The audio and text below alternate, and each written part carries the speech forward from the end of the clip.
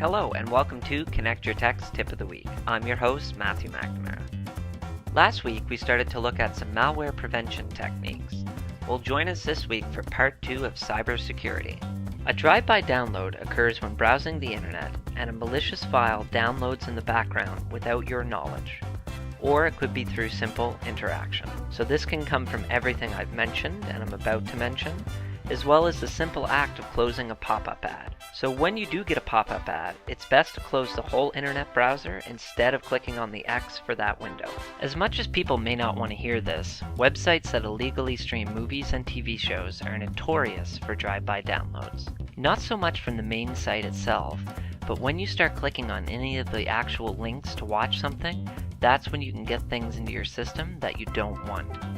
They also try very hard to get you to install specific plugins or software updates to be able to watch that movie or TV show.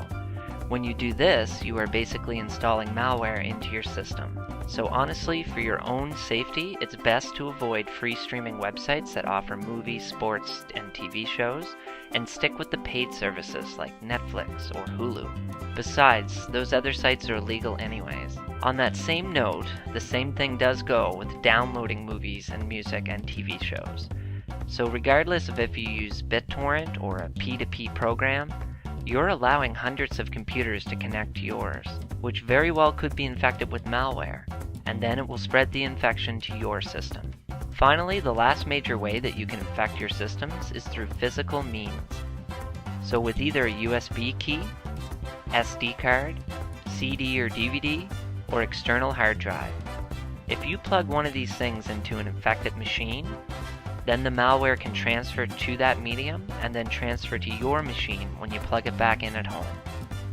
Most antivirus software can be set to automatically scan everything you connect or plug in.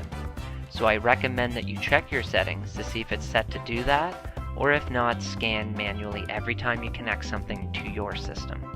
So there you have it. Next week we'll take a look at how this can affect you in your mobile world with your smartphone and your tablet. As always, thanks for listening, and this has been your Tech Tip of the Week.